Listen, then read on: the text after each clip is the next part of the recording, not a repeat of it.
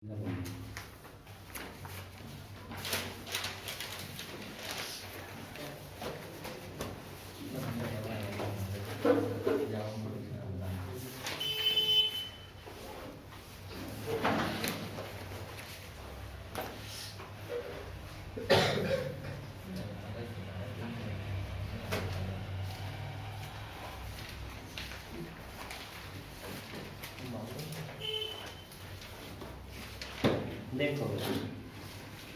सवालों के हिसाब से चर्चा चलेगी, है ना। एक एक सवाल उठाते रहेंगे और बात करते रहेंगे, कहाँ कहाँ हम बात करेंगे। ठीक, जो जो सवाल परीक्षा की दृष्टि से महत्वपूर्ण, चर्चा केवल उन्हीं पे, फालतू चर्चा है नहीं। ठीक, चलिए देखो, सबसे पहली जो बात है हमारे पास वो है फोर्ट विलियम। पहली बात तो यह कि फोर्ट विलियम है कहाँ, बताते रहो भाई, जिससे जिससे थोड़ी बहुत जानकारी हो। और पहली चीज तो अपनी कॉपी पेन निकाल कर सामने रख लो, ठीक है। इससे क्या होगा, इससे ये होगा कि जो सवाल तुम्हें पूछना है बीच में तो तुम पूछोगे नहीं, बाद में जो भी सवाल तुम्हारे दिमाग में होगा उसे लिखते रहो, ठीक है। और जो चीज़ तुम्हें पता नहीं है बोर्ड पर सब वो भी नोट करते रहो। क्लियर बात। चलो देखो, फिर फोर्ट विलियम की बात चल रही है। पहली चीज तो है कि फोर्ट विलियम कोलकाता में है। कहाँ पे है भाई? कोलकाता में fort William.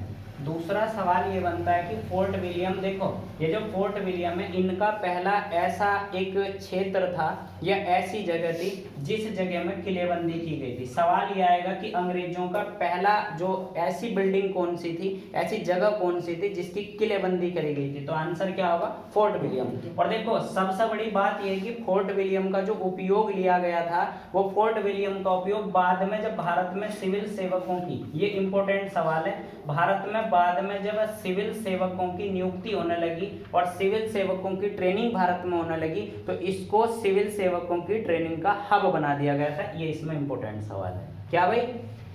William, fort William कहाँ पे है? कोलकाता में है। और फोर्ट विलियम का जो काम था वो इसके बाद में इसको किसके रूप में ले लिया गया था? इसको एक ट्रेनिंग की अकादमी के रूप में बना लिया गया था, यानी कि यहाँ पे सिविल सेवकों की ट्रेनिंग होने लगी थी। और ये पहला ऐसा संस्थान था जिसकी अंग्रेजों ने किलेबंदी करी थी। बात क्लियर हो गई। दूसरा सवाल है कि जब यहाँ पहली बार जो क्या बोलते हैं इसको, जब पहली बार अंग्रेज आया था, पहला अंग्रेज, तो पहला अंग्रेज जो आया था वो कौन से जहाज से आया था? नाम बताइए जहाज का। जहाज का नाम था कौन सा?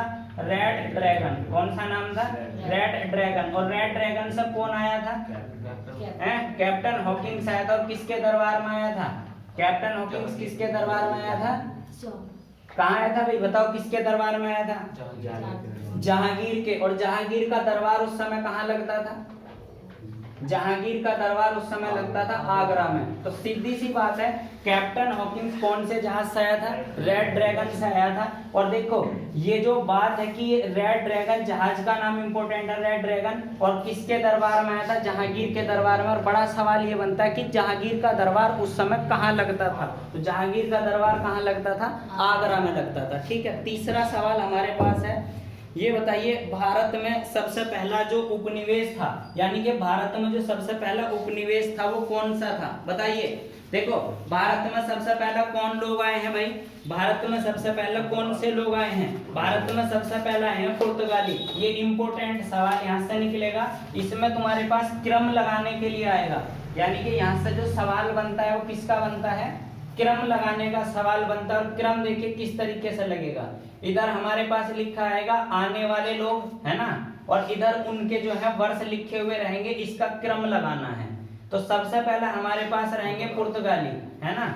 और पुर्तगाली जो आए थे वो कब आए थे भाई? पुर्तगाली आए थे हमारे पास 1498 में। सबसे पहला पुर्तगाली कौन आया था? वास्को डी गामा आया था। और वास्को डी गामा कौन से तट पे आया था? कालीकट तट पे आया था, है ना। और कालीकट, ये जो कालीकट तट है, इस कालीकट तट पे ध्यान से समझते रहो, एक गुजराती नाविक था। कौन था भैया? गुजराती नाविक, जिसका नाम था अब्दुल मजीद। क्या नाम था? अब्दुल मजीद। अब्दुल मजीद जो था वो वास्को डी गामा का पथ प्रदर्शक बन के आया। और जहां ये कालीकट उतरा था, जिस जगह कालीकट था, यहाँ का जो शासक था उसका नाम इंपॉर्टेंट है, उसका नाम था जमोरिन। उसका नाम क्या था? जमोरिन। तो 3 सवाल बनेंगे। पहली बार तो वास्को डी गामा भारत कब आया? 1498 में आया। और इस ये कौन से तट पे उतरा? कालीकट। कालीकट तट है कहाँ? ये केरल में। ये सवाल SSC MTS में आया था भाई एक बार कि कालीकट जो है वो कहाँ है? ये केरल में है, ठीक। और यहाँ जो इसको वास्को डिगामा को मदद करने वाला व्यक्ति था उसका नाम क्या था? एक गुजराती नाविक था, अब्दुल मजीद इसका नाम था। और इसके स्वागत करने के लिए, इसका जो स्वागत करा था भारत में, वो किसने करा था? जमोरिन ने। ये वहां का हिंदू शासक था केरल का। चलिए छोटा सा सवाल है, बताइए ये जो केरल का तट है, इस तट का नाम क्या है? केरल के तट का नाम बताइए, कौन बताएगा? मालाबार तट। ये कौन सा तट है? मालाबार तट। और इधर जो तमिलनाडु का तट है, तमिलनाडु के तट का नाम बताइए, कौन सा है? कोरोमंडल। कौन सा तट है? कोरोमंडल तट। ये दोनों तट बड़े इंपॉर्टेंट है, दोनों सवाल आ जाते हैं, भूगोल से जुड़ते सवाल हैं। केरल के तट को मालाबार का तट कहते हैं और तमिलनाडु के तट को कोरोमंडल का तट कहते हैं। तो देखिए सबसे पहला पुर्तगाली आए 1498 में। इनके बाद कौन आए? अंग्रेज आए। और अंग्रेज कब आए? 1600 में अंग्रेज आ गए थे। उसके बाद हमारे पास कौन आए? डच आए, 1602 में आ गए थे। उसके बाद हमारे पास कौन आए? डेनिस आए। और डेनिस जो आ गए थे वो 1616 में आ गए थे। उसके बाद हमारे पास फ्रांसीसी आए, और फ्रांसीसी जो थे ये आ गए थे 1664 में। और सबसे बाद में कौन सा है? स्वीडिश आए। सबसे बाद में कौन आए? स्वीडिश आए। स्वीडिश कब आ गए थे? ये आ गए थे भैया 1731 में। ये इनका क्रम है, यहाँ से सवाल जरूर बनता है, ठीक। कौन सा सवाल बनता है? इनके क्रम को लेकर सवाल बनेगा। कोई 4 तुम्हें दिए जाएंगे, 5 दिए जाएंगे, और उनके क्रम को मिलाने के लिए कह दिया जाएगा। तो सबसे पहला पुर्तगाली आते हैं, फिर अंग्रेज आते हैं, फिर डच, फिर डेनिश, फिर फ्रांसीसी और फिर स्वीडिश। देखो एक चीज हमेशा ध्यान रखियो, यहाँ जो सबसे पहला आने वाले लोग थे वो कौन थे? पुर्तगाली थे। और सबसे बाद में जाने वाले 1961 में गोवा को छोड़ के जाने वाले लोग भी कौन थे? वो भी पुर्तगाली थे। तो सबसे पहला आने वाले और सबसे बाद में जाने वाले जो लोग थे वो कौन थे? वो पुर्तगाली थे। बात क्लियर हो गई? अब ध्यान से समझिए। देखो पहली बात तो ये है कि पुर्तगालियों ने गोवा पर अधिकार कब करा। जो पुर्तगालियों से मिलते अच्छे सवाल हैं वो मैं तुम्हें यहाँ एक बार बता देता हूँ। देखो पुर्तगालियों ने गोवा पर अधिकार कब करा था? पुर्तगालियों ने गोवा को अधिकार करा था 1510 में। क्लियर बात? गोवा पर अधिकार पुर्तगालियों का कब हुआ था? 1510 में गोवा पर पुर्तगालियों का अधिकार हो गया था। और इन्होंने गोवा को आजाद कब करा है? 1961 में। पहला सवाल बिल्कुल क्लियर। दूसरा सवाल, शांत जल की नीति किसकी नीति थी? समझते रहो भैया, शांत जल की नीति जो नीति थी वो किसकी नीति थी? ये पुर्तगालियों की नीति थी। शांत जल की नीति का मतलब था कि ये जल के माध्यम से राज करना चाहते थे। ये जो समुद्र है, समुद्री क्षेत्र को कब्जाने के बाद समुद्री क्षेत्र पर राज करके इस पूरे व्यापार को अपने अधीन लाना चाहते थे। और ऐसा है, पुर्तगालियों ने जो जहाज गुजरते थे ना, चाहे वो राजा का जहाज हो, चाहे वो व्यापारिक जहाज हो, ये हर एक जहाज से टैक्स वसूलने का काम करते थे। और भारत में जो ढंग की नौसेना रखने का काम जो है वो किसने शुरू करा है? वो पुर्तगालियों ने शुरू करा है। इन्होंने अपनी खुद की नौसेना बनाई और उस नौसेना के माध्यम से शांत जल की नीति को चलाने का काम करते थे। बात क्लियर हो गई? तो शांत जल की नीति किसकी नीति थी? शांत जल की नीति पुर्तगालियों की नीति थी। बिल्कुल क्लियर बात। दूसरी चीज, गोवा का अधिकार कब हुआ? 1510 में हुआ। और देखिए भारत में तंबाकू की खेती से परिचित किसने कराया? तंबाकू की खेती से परिचित किसने कराया भाई? तंबाकू की खेती भी पुर्तगालियों ने भारत को दिखाई, है ना। और उसके बाद एक सवाल यहाँ ये बनता है कि भारत में पहली प्रिंटिंग प्रेस लगाने का जो श्रेय जाता है वो किसको जाता है? पुर्तगालियों को। लेकिन सवाल ये कि भारत में पहली प्रिंटिंग प्रेस पुर्तगालियों ने लगाई कहाँ थी? बताइए। भारत में पहली प्रिंटिंग प्रेस जो लगाई थी वो गोवा के अंदर लगाई गई थी। भारत में पहली प्रिंटिंग प्रेस कहाँ लगाई गई थी? गोवा के अंदर लगाई गई थी। और एक सवाल ये है, नाम सुनते हैं वास्को डिगामा जो 1498 में भारत में आया था, ठीक। इसकी मजार कहाँ है? इसकी मजार बताइए। इसकी मजार कहाँ बनी हुई है? गोवा में बनी हुई है, कोचीन में बनी हुई है। कहाँ बनी हुई है? कोचीन में या गोवा में? तो आप आंसर क्या देंगे भाई इसका? कोचीन देंगे। मेरा एक सवाल और है वास्को डिगामा से जुड़ता हुआ। वास्को डिगामा भारत कुल कितनी बार आया? 3 बार भारत आया, है ना। कब कब आया? 1498 में आया, 1503 में आया और उसके बाद 1524 में आया। और 1524 में जब ये आया था तो ये गवर्नर बन के आया था पुर्तगालियों का। क्या बन के आया था? गवर्नर बन के। और 2 स्थितियों में केवल साधारण व्यापारी बन के आया था। लॉजिक बिल्कुल क्लियर है। ज्यादा सवाल पुर्तगालियों से बनते नहीं, केवल इतने ही सवाल बनते हैं। सबसे पहला आने वाले, सबसे बाद में जाने वाले पुर्तगाली हैं। 1498 में पुर्तगाली भारत में आए हैं। वास्को डी गामा आया था, कालीकट के तट पर आया था। कालीकट केरल में पड़ता है। इसका स्वागत जमोरी ने करा था, हिंदू शासक था उस समय का। और जो इसका पथ प्रदर्शक था, जिसने इसको रास्ता दिखाया था, उसका नाम था अब्दुल मजीद। इतना सवाल क्लियर है। फिर 1510 में गोवा पर अधिकार कर लिया। 1961 में सबसे बाद में गोवा को छोड़ के गए। शांत जल की नीति किसकी नीति थी? शांत जल की नीति पुर्तगालियों की नीति थी। क्लियर सवाल पुर्तगालियों से। एक मेरा सवाल तुमसे ये है कि जो तुम्हारे पास ये डच हैं, ये जो डच हैं ये कहाँ के रहने वाले थे? जो डच है, डच, ये डच कहाँ के रहने वाले थे? देखिए, डच जो थे वो हॉलैंड के रहने वाले थे। कहाँ के थे?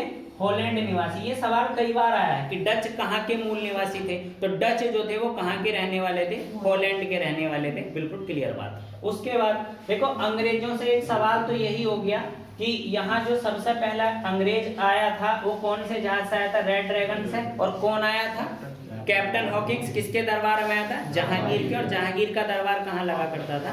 आगरा में। इतना सवाल क्लियर है। और अंग्रेजों से कोई सवाल नहीं आएगा। गोवा यानी कि पुर्तगालियों से एक सवाल आने की संभावना हो रहा है। पुर्तगालियों की सबसे पहली जो व्यापारी कोठी बनाई थी वो कहाँ पे बनाई थी? पुर्तगालियों की सबसे पहली व्यापारी कोठी कोचीन के अंदर बनाई थी। और जो अंग्रेजों की पहली कोठी थी वो कहाँ बनाई गई थी? सूरत के अंदर बनाई गई थी। बिल्कुल क्लियर बात। देखो, एक चीज मैं और बता दूं, जब भारत में अंग्रेजों ने पहली बार अपनी कंपनी भारत में व्यापार के लिए लाए थे तो एक बड़ा सवाल यहाँ बनता है कि शुरुआती तौर पे देखो, महारानी जो वहाँ की थी, महारानी जो एलिजाबेथ थी, महारानी एलिजाबेथ, उसका जो यहाँ पे इसमें कंपनी में शेयर था।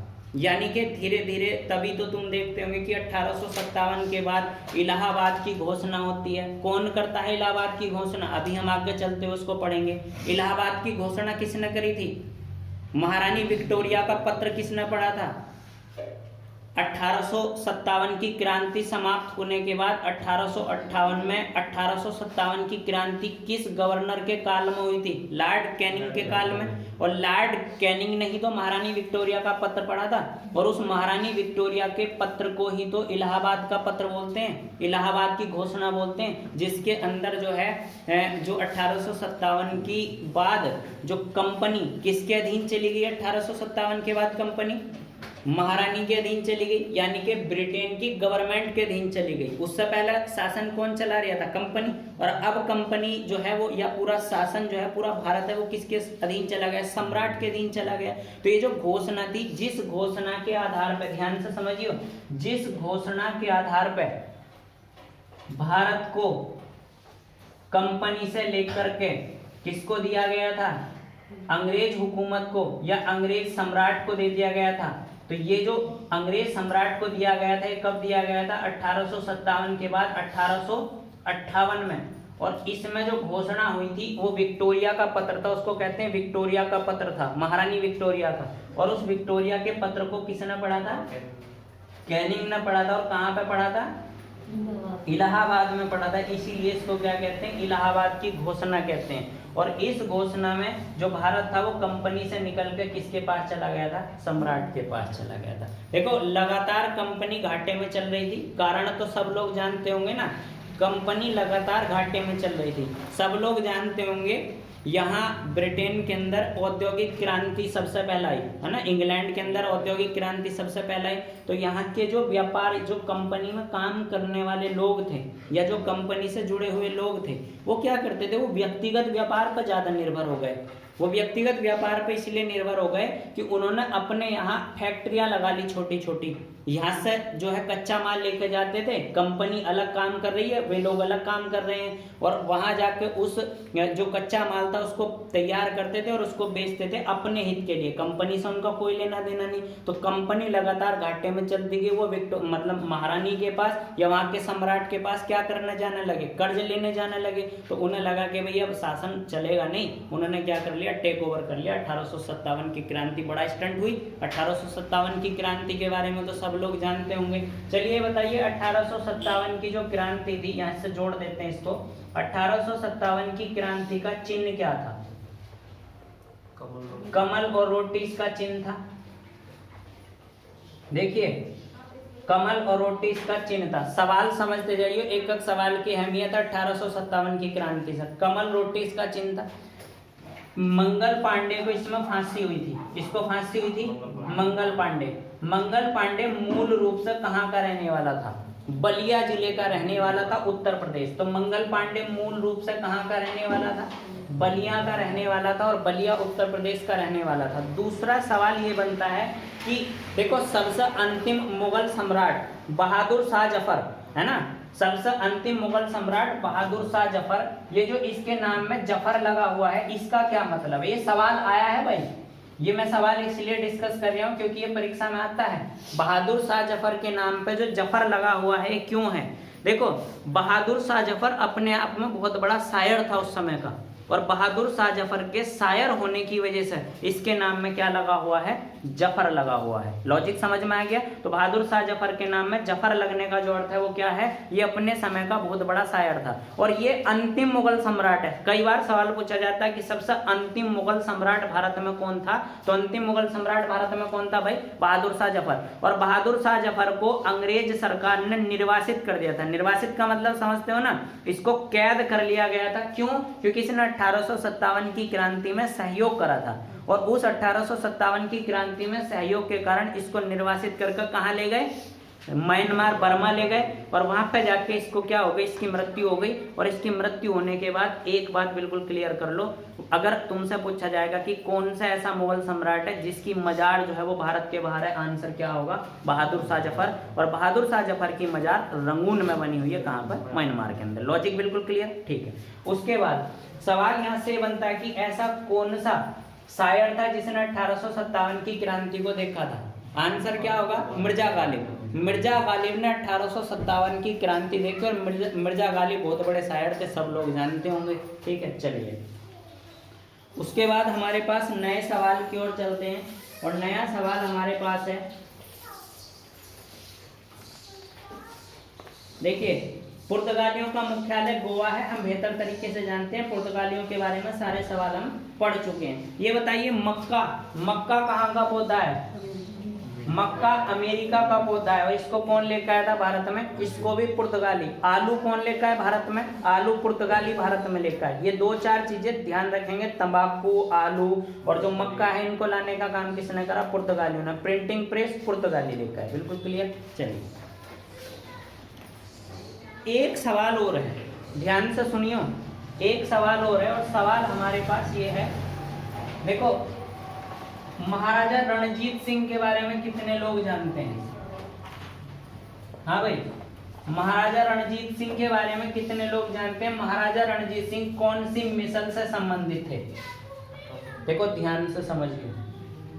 12 मिसलें थी सिखों में, और इन 12 मिसल में जो सबसे कैडी मिसल थी, मतलब सबसे जो शक्तिशाली मिसल थी, उसका नाम था भंगी मिसल। क्या नाम था? भंगी मिसल। ये भंगी मिसल जो थी अपने समय की बहुत बलवान, यानी कि ये कह सकते हैं कि इसके पास सामर्थ्य और शक्ति सबसे ज्यादा थी, भंगी मिसल। इसका लगभग 2 या 3 बड़े बड़े शहरों पर कब्जा था उस समय पर। और इस मिसल से एक नाम सुना होगा तुमने, महाराजा रणजीत सिंह। इसका नाम सुना है? महाराजा रणजीत सिंह। और महाराजा रणजीत सिंह जो थे वो कौन सी मिसल से थे? दीपू बताएगा भाई, कौन सी मिसल से थे? सुकर चकिया मिसल। कौन सी थी? सुकर चकिया मिसल। और ये जो सुकर चकिया मिसल थी ना, इस मिसल ने भंगी मिसल को परास्त कर दिया, और भंगी मिसल को परास्त करने के बाद आधुनिक पंजाब का निर्माता, सवाल ध्यान से सुनियो, आधुनिक पंजाब का निर्माता किसको कहते हैं? सुकर चकिया मिसल को। सवाल बनेगा आधुनिक पंजाब का निर्माता कौन है?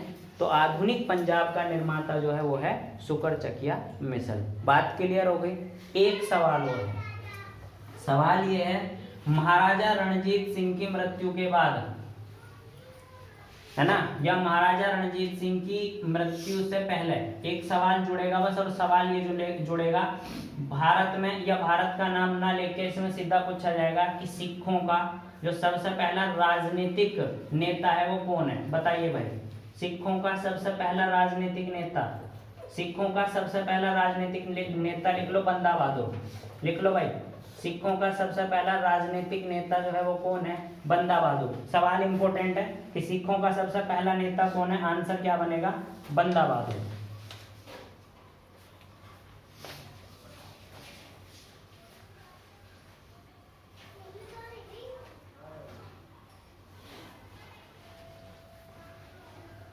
और बंदा बहादुर की जो हत्या की थी वो किसने करी थी, फर्रुखसियर ने। बंदा बहादुर की जो हत्या करवाई थी वो किसने करवाई थी, फर्रुखसियर ने करवा दी थी। और उसके बाद जो है महाराजा रणजीत सिंह का काल शुरू हुआ। महाराजा रणजीत सिंह, अब इसमें एक बड़ा अपने आप में बड़ी इंपॉर्टेंट चीज आती है, कोहिनूर तख्ते ताऊ, है ना, नाम सुना होगा।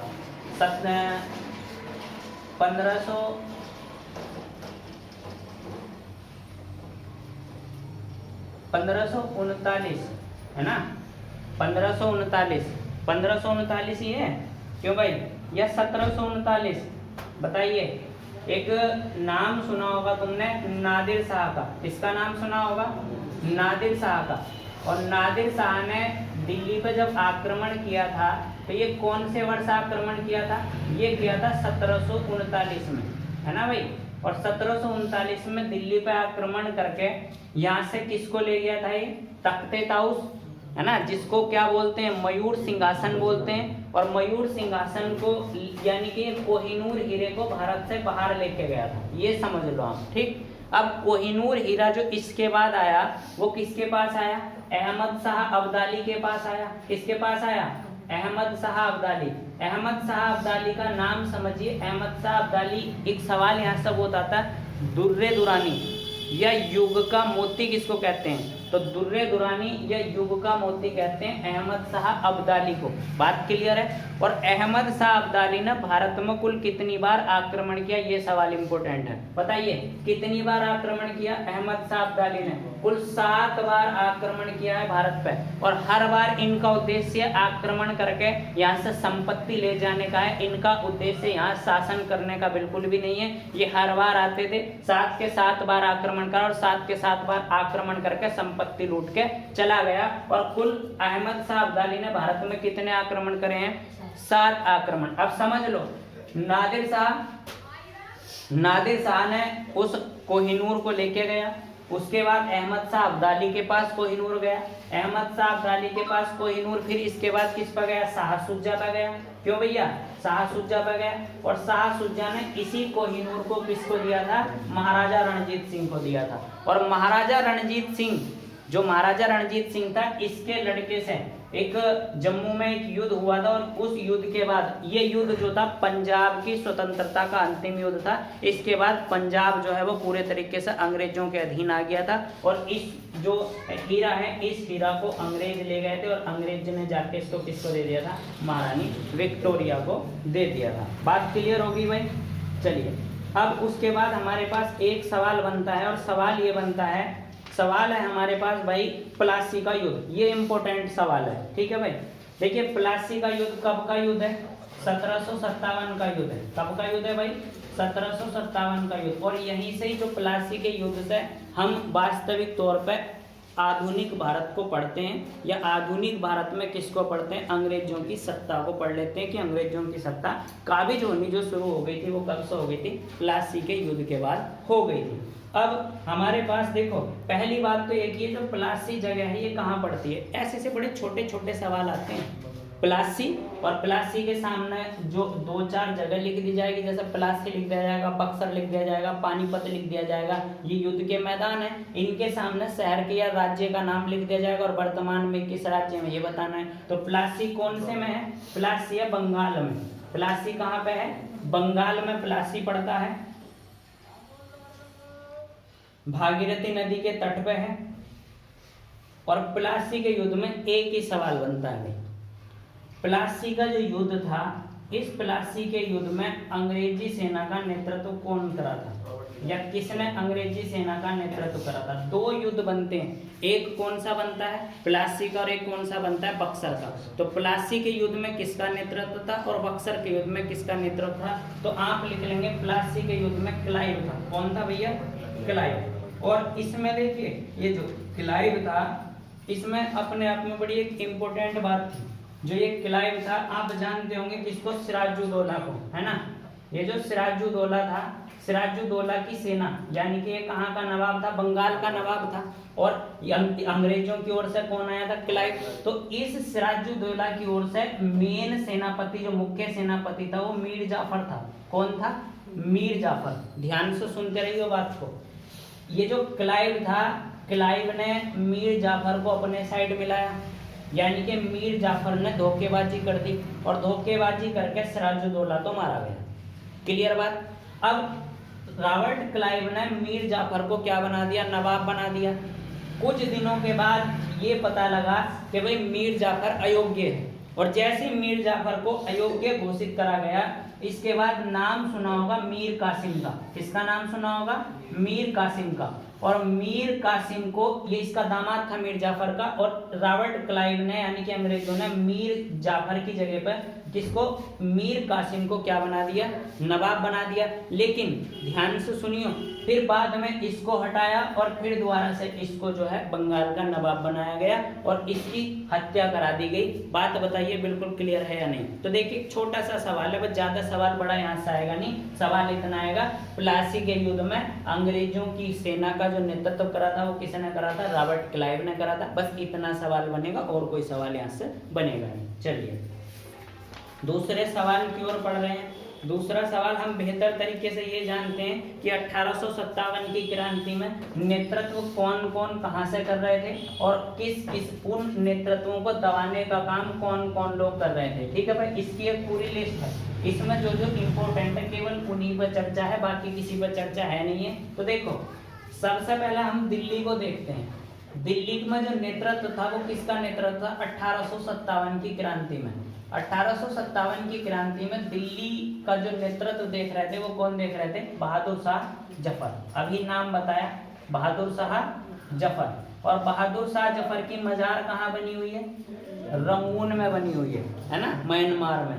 और देखिए इसको जो दबाने का काम करा था वो किसने करा था, निकलसन ने और हडसन ने। किसने भाई, निकलसन और हडसन।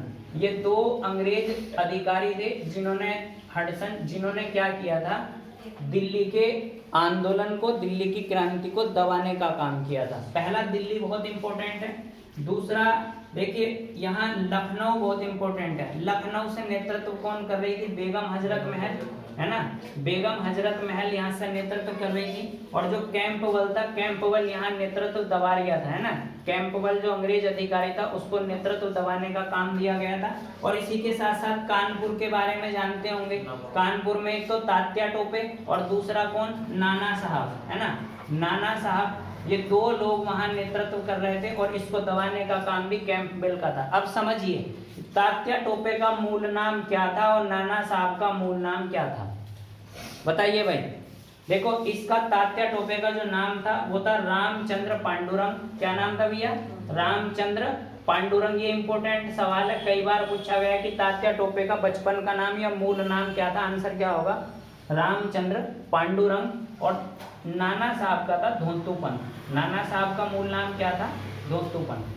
देखिए एक बात हमेशा ध्यान से समझिए, सवाल ये बनता है नाना साहब कौन थे, मराठा थे। नाना साहब कौन थे, मराठा थे, है ना। पेशवाओं में से इनकी गिनती होती थी। अब मुझे एक चीज बताइए, इधर तो आप मराठा को पढ़ रहे हो, उधर आप दिल्ली सल्तनत को पढ़ रहे हो। दिल्ली सल्तनत का मतलब क्या है, दिल्ली को पढ़ रहे हो। दिल्ली में आप मुगलों को पढ़ रहे हो, इधर मराठाओं को पढ़ रहे हो, ठीक है। अब मुझे ये बताइए इनका मराठाओं का और दिल्ली सल्तनत का कनेक्शन क्या है। अभी जब मैं तुम्हें बताऊंगा तो मैं तुम्हें ये बताऊंगा कि किस किस तरीके से कई सारे, जो जैसा बंगाल अलग बन गया, अलग स्वतंत्र प्रांत बन गया, अवध अलग प्रांत बन गया, कर्नाटक अलग प्रांत बन गया। तो ये जो सारे के सारे क्षेत्र है ना, ये सारे के सारे क्षेत्रों में जो शासन था वो किसका था, मुगलों का था। और ये मुगलों के अधीन जैसे सामंत होते हैं ना, ये सामंत के तौर पर काम करते थे। तो कंफ्यूज होने की बिल्कुल जरूरत नहीं है। ये जो नाना साहब जिनका नाम धोंतू पंत था, ये थे तो मराठा, लेकिन ये मुगलों के अधीन, मुगलों के अंतर्गत, सारा साम्राज्य मुगलों का, तो उसके अंतर्गत एक सामंती तौर पर काम कर रहे थे, इससे ज्यादा कुछ नहीं है। चलिए, लखनऊ हो गया। झांसी सबसे इंपॉर्टेंट है, झांसी। और झांसी से कौन? रानी लक्ष्मीबाई यहाँ से नेतृत्व दे रही थी, रानी लक्ष्मीबाई है ना, जो क्रांति थी उसका नेतृत्व कर रही थी। और यहाँ दबाने वाला कौन था? जनरल ह्यूरोज, है ना। कौन था भैया? जनरल ह्यूरोज यहाँ से शासन को दबाने वाला था। और उसके बाद एक कौन था भैया? ग्वालियर। और आप जब ग्वालियर से देखोगे तो ग्वालियर से कौन था भाई? तात्या टोपे। इन्होंने 7 लड़ाई लड़ी थी भाई, है ना, ग्वालियर से तात्या टोपे ने। और किसने भाई? झांसी की रानी ने। यहाँ से भी ह्यूरोज। देखिए, एक बड़ा इंपॉर्टेंट कोड है, और कोड ये है कि ये जो जनरल ह्यूरोज था ना, जब झांसी की रानी की मृत्यु हो गई तो वहां जब ये लेटी हुई थी तो इसने कोड करा था, और वो कोड एग्जाम में बड़ा आता है। इसने ये कहा था कि इस पूरे की पूरी क्रांति में, या इस पूरे के पूरे भारत में, ये जो महिला पड़ी हुई है ना, ये सबसे बड़ी मर्द है। बात समझ में आई कि नहीं है? 1857 की क्रांति में ये कथन झांसी की रानी के लिए, रानी लक्ष्मीबाई के लिए किसका था कि ये जो यहाँ भारतीय, देखो सुन लियो पूरा कोड, भारतीय क्रांतिकारियों में यहाँ सोई हुई औरत अकेली मर्द है। ये कोड जो था वो किसका था? जनरल ह्यूरोज का कोड था, जो रानी लक्ष्मीबाई के मामले में इसने कहा था। और इसने कहा था केवल पूरे भारतीय क्रांतिकारियों में एक ही मर्द है जो यहाँ सोई पड़ी है। सोई पड़ने का मतलब जब उसकी मृत्यु हो गई थी उस समय का ये कोड है। चलो, कौन बताएगा रानी लक्ष्मीबाई का मूल नाम क्या था? हैं? कंगना रनौत की एक मूवी तो देखी होगी, मणिकर्णिका। क्या नाम था इसका? मणिकर्णिका। कहीं कहीं बचपन में मनु नाम भी पड़ा हुआ है ना, तो वो मणिकर्णिका। चलिए, तो यहाँ से क्लियर रहेगा, है ना भाई। दिल्ली से बहादुर शाह जफर निकलसन ने इसको दबा दिया था। लखनऊ से बेगम हजरत महल कैंपल ने इसको दबा दिया था। कानपुर से तात्या टोपे, नाना साहब, तात्या टोपे का नाम क्या था? रामचंद्र पांडुरंग, नाना साहब का धोतूबंद, यहाँ से भी दबाने वाला कैंपल था। और झांसी से रानी लक्ष्मीबाई, यहाँ ह्यूरोज दबाने वाला था। ग्वालियर से तात्या टोपे, और यहाँ भी ह्यूरोज दबाने वाला था। देखिए, कुछ ऐसी जगह थी, ऐसे जो राजा थे, ऐसे शासक थे जिन्होंने अंग्रेजों का साथ दिया था। जिनमें से कौन कौन गिने जाते हैं? एक तो मध्य प्रदेश से सिंधिया गिने जाते हैं, है ना। पंजाब का पूरा सूबा जो 1857 की क्रांति में वो अंग्रेजों के साथ था, ये सब लोग जानते होंगे। ठीक है, चलिए नेक्स्ट पॉइंट की ओर बढ़ते हैं। और नेक्स्ट पॉइंट में सवाल देखते हैं। कहाँ से भाई सवाल देखते हैं? देखो, कुछ सवाल हमारे पास हैं, जैसे कि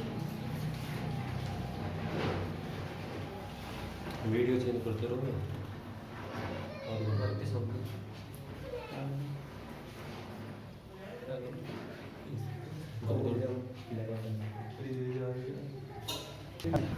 कहाँ से पॉइंट बनेंगे? राष्ट्रीय आंदोलन से। देखिए, राष्ट्रीय आंदोलन को 3 चरणों में डिवाइड करेंगे। इधर देख लो, राष्ट्रीय आंदोलन को 3 चरणों में डिवाइड करेंगे। एक तो राष्ट्रीय आंदोलन को हम पढ़ेंगे 1858, यानी कि कांग्रेस की स्थापना से 1905 के बंगाल विभाजन तक। एक तो हमारे पास ये रहेगा, ठीक। दूसरा हम जो पढ़ेंगे 1905 से लगा के हम इसको पढ़ लेंगे 1935 के भारत शासन अधिनियम तक, और उसके बाद हम आधुनिकता में प्रवेश करेंगे, भारतीय संविधान के निर्माण तक की चर्चा करेंगे।